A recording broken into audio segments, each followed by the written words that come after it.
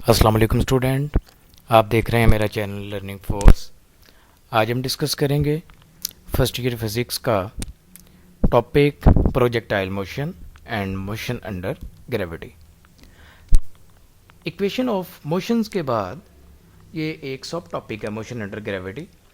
इसके अंदर बेसिकली हम इक्वेशन ऑफ मोशन को ही with respect to gravity explain करते हैं कि हम इक्वेशन ऑफ मोशन को ग्रेविटी के अकॉर्डिंग किस तरह मॉडिफाई कर सकते हैं। अगर आपने इक्वेशन ऑफ मोशन वाला लेक्चर नहीं देखा तो पहले आप वो वाला लेक्चर देखें ताकि आपको इसकी ज़्यादा अच्छे तरीके से समझ आ सके। सबसे पहले गैलीलियो ने इस चीज़ का कॉन्सेप्ट दिया था कि अगर हम किसी ऑब्जेक्ट को फ्री फॉल करें इन वैक्यूम तो वो ग्रेविटी की वजह से डाउनवर्ड मूव करता रहेगा और उसकी जो एक्सेलरेशन होगी उसको हम ग्रेविटी का नाम देंगे, जिसकी वैल्यू 9.8 मीटर पर सेकंड स्क्वायर है।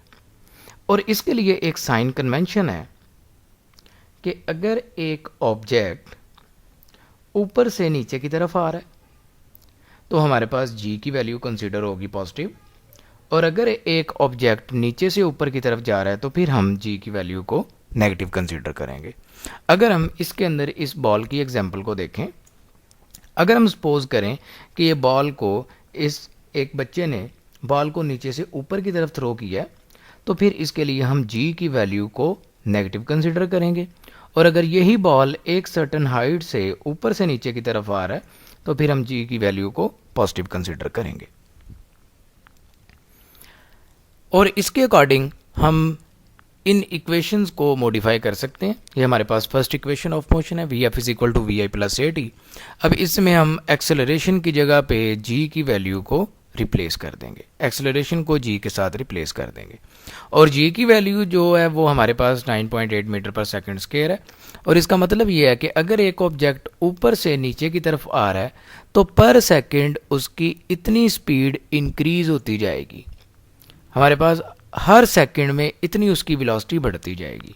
तो चेंज इन वेलोसिटी जो है वो हमारे पास एट एवरी सेकंड वो 9.8 ही रहेगा। इसी तरह second equation of motion s is equal to we I T plus 1/2 A T square.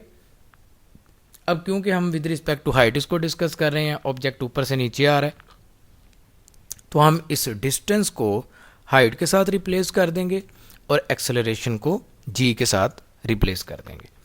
इसी तरह third equation of motion 2as is equal to we F square minus V I square, acceleration को g के साथ replace किया और s को height के साथ रिप्लेस किया। बाकी पैरामीटर जो हमारे पास वेलोसिटी के हैं या कांस्टेंट हैं वो हमारे पास एज इट इज रहेंगे। नेक्स्ट हमारे पास बहुत important topic projectile motion, as a long question ये कई दफ़ा बोर्ड में आ चुका है। अब इससे पहले हमने जितने भी मोशन डिस्क्राइब किए हैं जिसके अंदर हम मुख्तलिफ पैरामीटर्स पढ़ते हैं, acceleration, velocity, average acceleration, average velocity, जितने भी हम डिस्प्लेसमेंट, इन सब के अंदर एक चीज़ कॉमन है, हमारी अजम्पशन। हम अज्यूम यह करते हैं कि एक ऑब्जेक्ट स्ट्रेट पाथ में मूव कर रहा था, उसकी डायरेक्शन चेंज नहीं हो रही थी।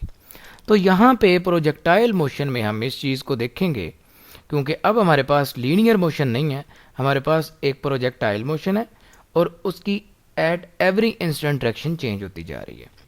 बाय डेफिनेशन इसको हम डिफाइन कर सकते हैं, it is a two dimensional motion under constant acceleration due to gravity and inertia.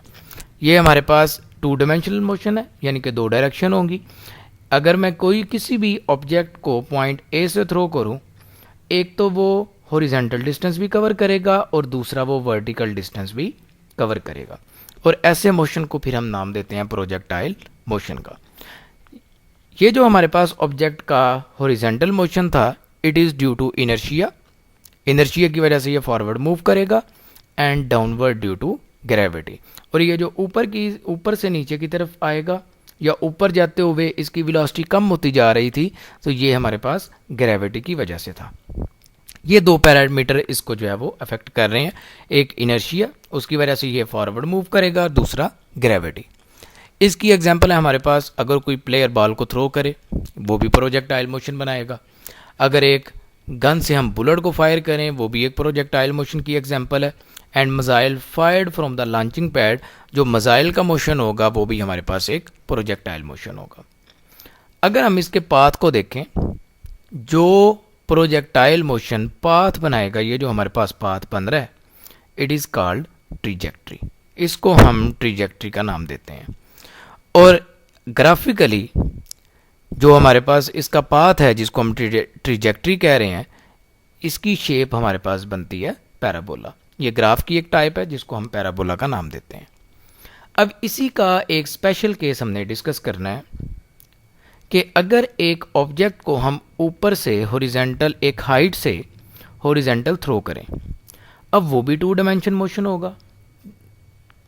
Object forward भी मूव करेगा और डाउनवर्ड भी मूव करेगा। ये भी हमारे पास एक प्रोजेक्टाइल मोशन की एग्जांपल है, लेकिन इसको हम स्पेशल केस के अंदर अज्यूम करते हैं। इसकी एग्जांपल ऐसे है कि जैसे हमने यहाँ से इसको स्टडी करना स्टार्ट किया, इसका हाफ हम देख रहे हैं कि यहाँ से ऑब्जेक्ट को हमने थ्रो किया एक हाइट से। अब ऑब्जेक्ट आगे जाने के साथ साथ डाउनवर्ड भी मूव करेगा। इसकी अजम्पशंस क्या हैं? सबसे पहले एक हमारे consider a ball, when it is thrown horizontally from a certain height, it is observed that ball travel forward as well as falls downward। वो बॉल फॉरवर्ड भी मूव कर रहा है और वो डाउनवर्ड भी मूव कर रहा है। कहता है अगर हम सपोज कर लें कि पॉइंट ए के ऊपर एक ऑब्जेक्ट को हमने हॉरिजेंटल थ्रो किया, अब यहाँ पे हमारे पास वेलोसिटी के 2 कंपोनेंट हैं। एक उसका horizontal component that is vx, और इस पॉइंट के ऊपर भी हमारे पास वेलोसिटी का वर्टिकल कंपोनेंट है, लेकिन इस पॉइंट के ऊपर उसका वेलोसिटी का वर्टिकल कंपोनेंट 0 है। जैसे जैसे ऑब्जेक्ट आगे बढ़ता जाएगा, वेलोसिटी का वर्टिकल कंपोनेंट भी बढ़ता जाएगा, लेकिन इस पॉइंट के ऊपर क्योंकि उसका वर्टिकल कंपोनेंट 0 है, हम सिर्फ हॉरिजेंटल कंपोनेंट को अज्यूम करेंगे।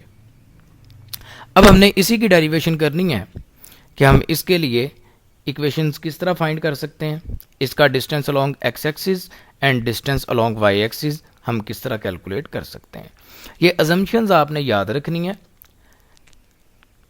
आगे हमारे पास जितने भी एक्सप्रेशन होंगे, हम सब के अंदर सेम अजम्पशंस यूज़ करेंगे। पहली अजम्पशन ये है कि वेलोसिटी का एक्स कंपोनेंट हमारे pass through out the projectile uniform रहेगा, वो चेंज नहीं होगा। तो हम यहाँ पे लिख सकते हैं initial velocity along X axis is equal to V X. Velocity का एक्स कंपोनेंट क्योंकि कांस्टेंट है, और अगर वेलोसिटी कांस्टेंट हो तो एक्सेलरेशन हमारे पास होगी 0। वेलोसिटी 2 डायमेंशनल है और एक्सेलरेशन भी हमारे पास 2 डायमेंशनल है। अगर वेलोसिटी का एक्स कंपोनेंट यूनिफॉर्म है या कांस्टेंट है तो acceleration along the x axis will be 0। Initial velocity हमारे पास इस पॉइंट के ऊपर वेलोसिटी का वर्टिकल कंपोनेंट 0 है, लेकिन जैसे जैसे आगे हम मूव करते जाएंगे वर्टिकल वेलोसिटी बढ़ती जाएगी, और ऑब्जेक्ट क्योंकि ऊपर से नीचे की तरफ आ रहा है, ग्रेविटी का इफेक्ट भी होगा, तो हम acceleration along the Y axis को जी के साथ रिप्लेस कर देंगे। अब अगर मैं इसका हॉरिजेंटल डिस्टेंस कैलकुलेट करना चाहता हूँ along the x axis from point B to C, तो हम इसके लिए सिंपल इक्वेशन यूज़ कर सकते हैं S is equal to V T. क्योंकि डिस्टेंस लॉन्ग एक्स एक्सिस है, वेलोसिटी को एक्स के साथ रिप्रेजेंट कर देंगे, तो यहाँ पे वी एक्स हमारे पास ये एक्स कंपोनेंट और डिस्टेंस एस को हम एक्स के साथ रिप्लेस कर देंगे। इसके बाद अगर मैं इसका डिस्टेंस वर्टिकली मेजर करना चाहता हूँ तो इसको हम हाइट का नाम भी दे सकते हैं, इसको हम डिस्टेंस भी कह सकते हैं। क्योंकि ये वाई एक्सिस के अलोंग है तो इसको हम वाई के साथ भी रिप्लेस कर सकते हैं। इसके लिए हम इक्वेशन यूज करेंगे S is equal to we I T plus 1/2 A T square. Initial velocity, अब इन सारे कंपोनेंट को अगर मैं y की फॉर्म में लिख दूं, यानी कि distance along y axis, initial velocity along y axis and acceleration along y axis, तो इसको मैं इस तरह से चेंज कर सकता हूं। डिस्टेंस अलोंग y एक्सिस, ये जो मेरे पास डिस्टेंस था इसको मैंने y के साथ रिप्लेस किया। Initial velocity along y axis वो मेरे पास 0 थी, इसको मैंने 0 के साथ रिप्लेस कर दिया। t as it is 1/2 constant था, ए वाई को मैंने g के साथ रिप्लेस किया and T square as it is. We I Y की वजह से ये टर्म मेरे पास 0 हो गई और y is equal to 1/2 ji T square. तो अगर मैं y का डिस्टेंस कैलकुलेट करना चाहता हूँ तो उसके लिए मैं इस इक्वेशन को यूज़ करूँगा।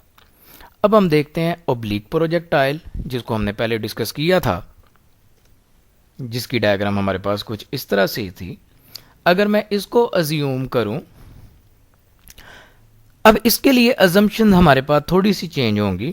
सबसे पहले, क्योंकि अगर इस तरह का मोशन हो तो हम यहाँ पे इसको इनिशियल वेलोसिटी कुछ इस डायरेक्शन में प्रोवाइड करते हैं। अब इस डायरेक्शन में जब इनिशियल वेलोसिटी प्रोवाइड करेंगे तो यहाँ पे वेलोसिटी के दो कंपोनेंट होंगे, एक वेलोसिटी का एक्स कंपोनेंट, एक वेलोसिटी का वाई कंपोनेंट। लेकिन इस पॉइंट के ऊपर जब हम इसको इनिशियल वेलोसिटी प्रोवाइड करेंगे, यहाँ पे वेलोसिटी का वर्टिकल कंपोनेंट ज़ीरो नहीं है, बल्कि हम इसके वर्टिकल कंपोनेंट को वी आई वाई का नाम दे सकते हैं। और क्योंकि ऑब्जेक्ट नीचे से ऊपर की तरफ जा रहा है तो एक्सेलरेशन की वैल्यू हमारे पास माइनस जी के इक्वल होगी। अगर मैं हॉरिजॉन्टल डिस्टेंस इसका कैलकुलेट करना चाहता हूँ तो वो सिंपल इस इक्वेशन से मैं कैलकुलेट कर लूँगा, x is equal to V X into T. और अगर मैं इसका वाई एक्सिस का डिस्टेंस कैलकुलेट करना चाहता हूँ तो सिर्फ इस इक्वेशन के अंदर वी आई की जगह पे मैं वी आई वाई पुट करूँगा और g की वैल्यू को मैं माइनस जी के साथ रिप्लेस करूँगा। तो यही इक्वेशन मेरे पास कुछ इस फॉर्म में आ जाएगी, y is equal to we I y into t minus 1/2 ji t square. Next हमारे पास इसका एक्सप्रेशन है कि अगर मैं किसी इंस्टेंट के ऊपर इसकी फाइनल वेलोसिटी कैलकुलेट करूं। अब यहाँ पे इस पॉइंट के ऊपर क्योंकि ये वेलोसिटी इसकी इनिशियल वेलोसिटी थी और इसके अलावा किसी भी पॉइंट के ऊपर अगर मैं वेलोसिटी कैलकुलेट करना चाहता हूँ तो उसको मैं फाइनल वेलोसिटी अज्यूम करूँगा। और हर पॉइंट के ऊपर वेलोसिटी के दो कंपोनेंट होंगे, एक वी एक्स कंपोनेंट और एक वी वाई कंपोनेंट। और क्योंकि ये फाइनल वेलोसिटी अज्यूम हमने की है तो वो फाइनल वेलोसिटी का एक्स कंपोनेंट और फाइनल वेलोसिटी का वाई कंपोनेंट अज्यूम होगा। इनिशियल वेलोसिटी के जो कंपोनेंट है x component and y component, उसको मैं दो तरीकों से लिख सकता हूँ। V i x initial velocity along the x component is equal to we i cos theta and initial velocity along the Y component is equal to we I sine theta. और इसी तरह वी आई एक्स, ये जो मेरे पास velocity का horizontal component है, ये throughout the motion uniform है, तो इस वजह से acceleration along the x component will be equal to 0। तो यहाँ पे हम देख सकते हैं कि अगर जैसे ही ऑब्जेक्ट नीचे से ऊपर की तरफ जा रहा था तो वर्टिकल कंपोनेंट का जो मैग्नीट्यूड था वो डिक्रीज होता जा रहा था और हाईएस्ट पॉइंट के ऊपर वर्टिकल कंपोनेंट 0 था। लेकिन through out the projectile horizontal component का मैग्नीट्यूड सेम था, ये हमारे पास चेंज नहीं होगा। वी एक्स की वैल्यू हमारे पास कांस्टेंट रहेगी, इस वजह से acceleration along the x axis will be 0। Object क्योंकि नीचे से ऊपर की तरफ जा रहा है, acceleration along the Y component will be equal to minus G. अब हम सबसे पहले final velocity along the x component calculate करेंगे। V F is equal to we I plus A T. इस सारे एक्सप्रेशन को मैं इन टर्म ऑफ एक्स लिख लेता हूँ। V f x is equal to we i x plus a x into t. V f x as it is, we i x as it is. A x की value क्योंकि 0 थी तो ये term हमारे पास वैसे ही 0 हो जाएगी और यहाँ पे v f x will be equal to we i x, जिसकी वैल्यू हमने पहले फाइंड की है v i cos theta. Same इसी तरह मैं इसका वर्टिकल कंपोनेंट अगर कैलकुलेट करूँ तो V F is equal to we I plus A T. इन सबको मैंने वाई एक्सिस की फॉर्म में लिखा क्योंकि वाई के लिए हम कैलकुलेट कर रहे हैं। V F Y is equal to we I Y plus A Y into T. तो V F Y is equal to we I sine theta minus G T. A Y की value मैंने minus G put की और V आई Y की value हमने यहाँ पे define की है वी आई साइन थीटा। अब इसका अगर मैं मैग्नीट्यूड कैलकुलेट करना चाहता हूँ तो जो वेक्टर का मैग्नीट्यूड फाइंड करने का तरीका था v f x square plus v F y square under the root, ये हमारे पास v की वैल्यू आ जाएगी और ये हमारे पास जो v की डायरेक्शन है ये इन दोनों कंपोनेंट के स्केयर का सम है। इसी तरह अगर मैं इस वेलोसिटी का एंगल कैलकुलेट करना चाहता हूँ और ये एंगल फाई हमारे पास हर पॉइंट के ऊपर अलग अलग होगा क्योंकि this is the angle with respect to x axis. तो अगर मैं एंगल इसका कैलकुलेट करना चाहता हूँ तो हमारे पास tan phi is equal to V F y divided by v f x और ये याद रखिएगा, ये जो हमारे पास वी एफ वाई और वी एफ एक्स हैं, इनकी वैल्यू हमने यहाँ पे पहले से कैलकुलेट करनी है। अगर ये इनकी वैल्यू गिवन नहीं है तो हम इन फार्मूला से इन दोनों की वैल्यू को कैलकुलेट कर सकते हैं। तो इस फार्मूले से हम फाई की वैल्यू को कैलकुलेट कर लेंगे। tan inverse phi is equal to tan inverse v F y by v f x. तो ये स्टूडेंट हमारा आज का लेक्चर था। अगर किसी स्टूडेंट का कोई क्वेश्चन हो तो वो कमेंट में पूछ सकते हैं। नेक्स्ट लेक्चर में हम डिस्कस करेंगे range of projectile, time of flight and maximum height. अल्लाह हाफिज़।